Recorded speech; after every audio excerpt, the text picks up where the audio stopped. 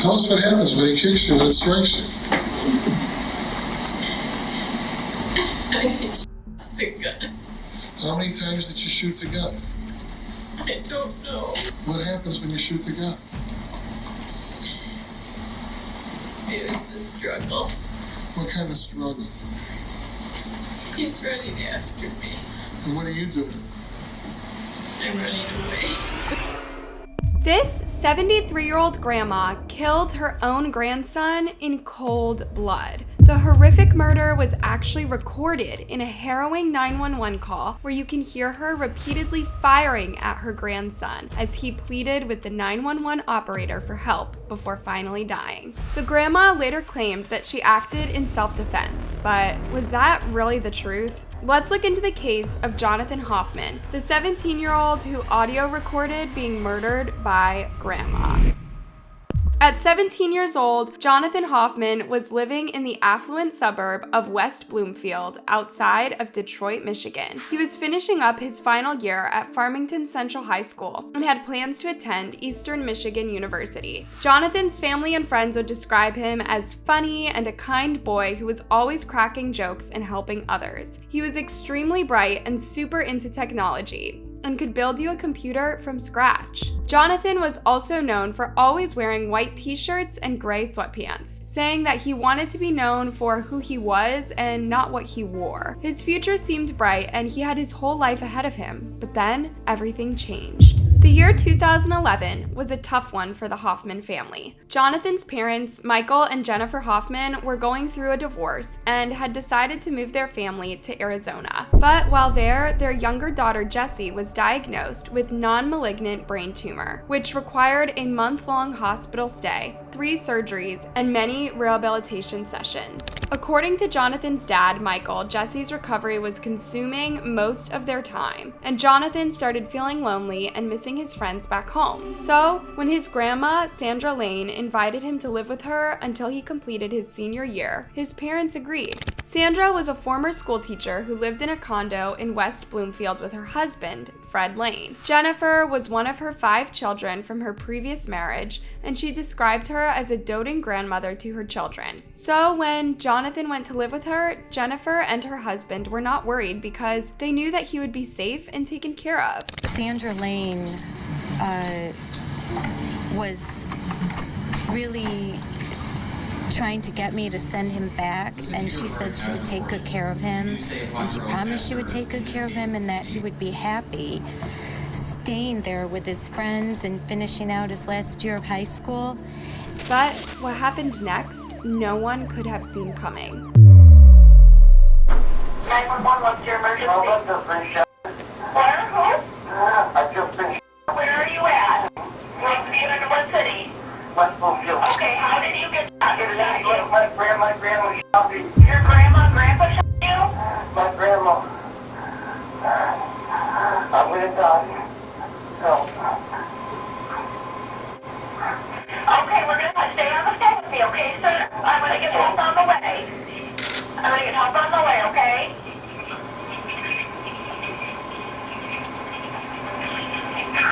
On May 18th, 2012, at around 5:30 p.m., the police at West Bloomfield Township responded to this chilling 911 call from Jonathan, reporting that Sandra, who he had been living with for several months, had shot him. You can actually hear the anguish in his voice as he begs the dispatcher for help. But what you'll hear next is truly horrifying.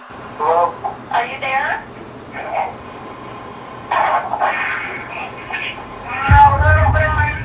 I got you again. Oh, you got you again? Are they still there?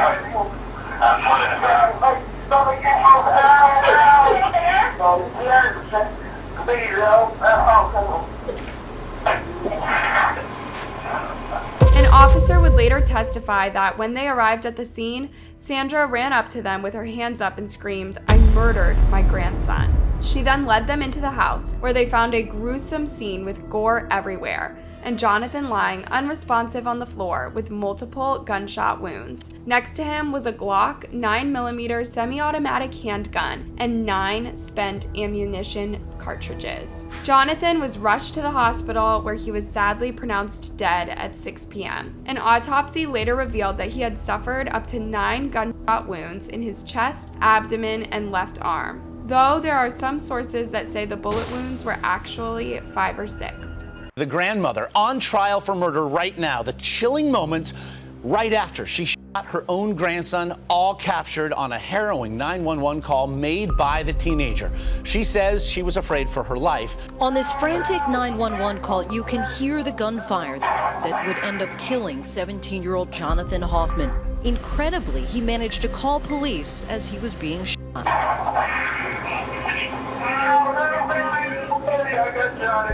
Even more shocking, the woman he identified as the shooter, his own grandmother. As the tapes played in court, 74-year-old Sandra Lane sobbed. Police say she shot her grandson 5 times, and when they arrived at the scene, Lane ran out of the front door with her hands up. The teen had been living with Lane and his grandfather for several months, attending an alternative school after previous brushes with the law. The news about Jonathan's violent and tragic death shook the entire community, most especially the family, who could not understand why she did it. What reason could she possibly have to murder her own grandson in cold blood?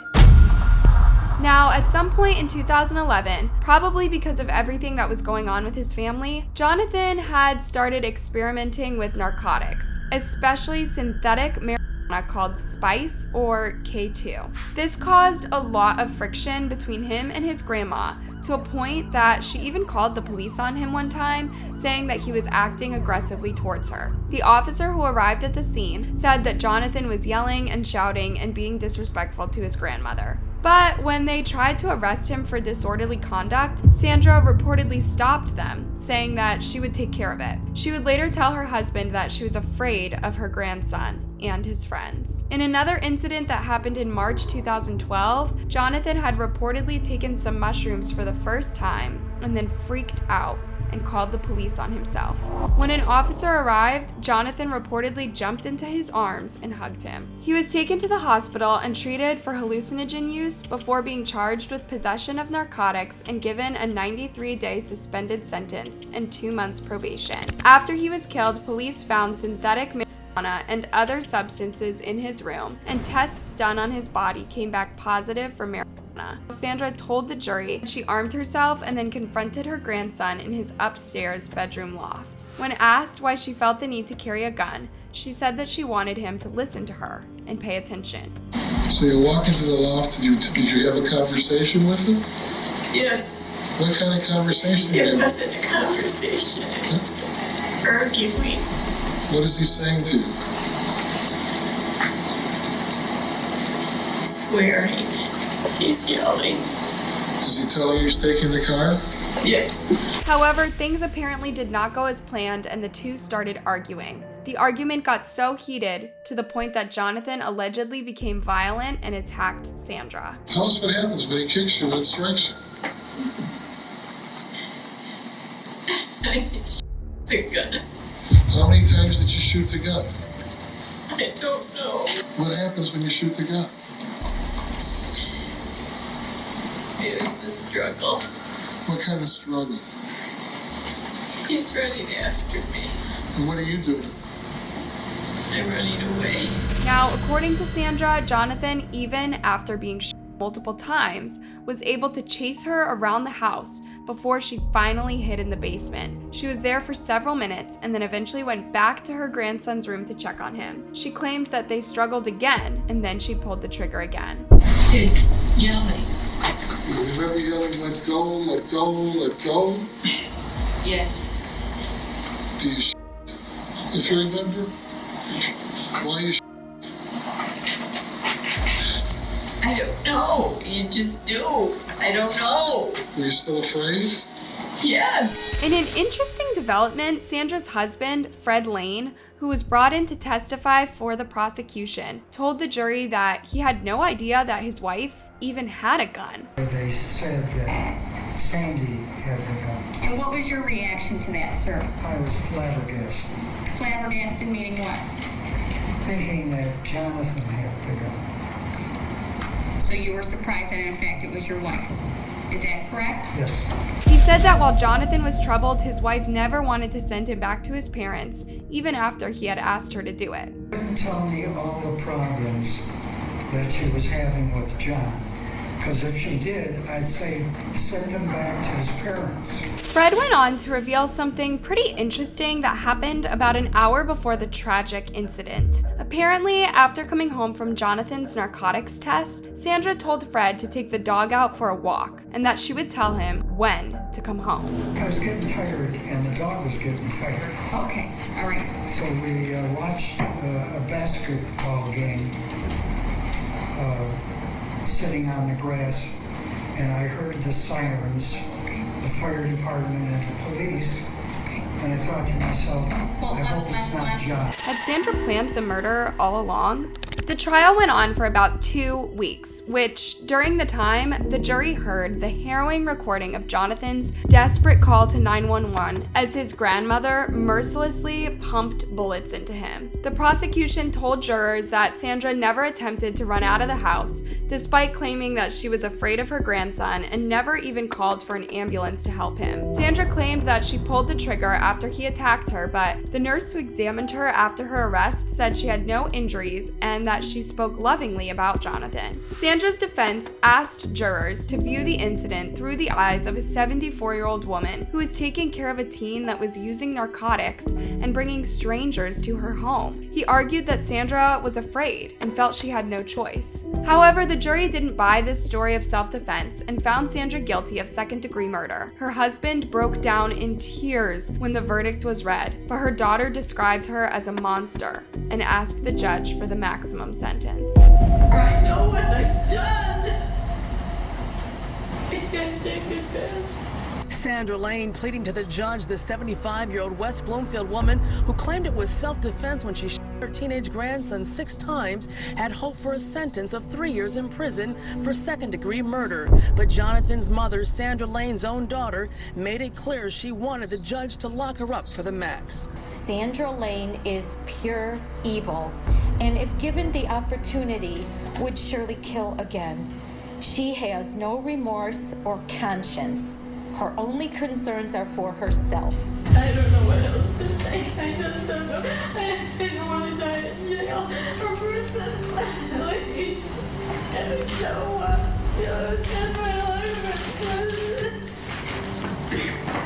I'm so sorry. I apologize to everybody. Oh, God.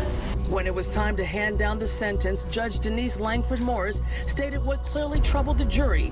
Why didn't Sandra Lane call police, and why did she shoot 17-year-old Jonathan so many times? I wonder if you really felt so violated and so afraid and a need to shoot. Why did you keep shooting? Sandra was sentenced to a minimum of 20 years in prison for killing her grandson, plus an additional 2 years for using a gun. As the judge was handing down the sentence, Jonathan's mother could be seen approving the decision and later told reporters that she was happy that her mother would spend the rest of her life in prison for killing her son. I'm just glad that she's put away and she can't do harm to anybody else. How would you have described Sandra Lane before all this? She was always a thorn in my side, to be very honest. She was very difficult, very meddlesome, very controlling, and I never liked her. What do you think about this case? Do you believe Sandra's story that Jonathan had attacked her? Let me know in the comment section, and be sure to give this video a thumbs up and subscribe for more.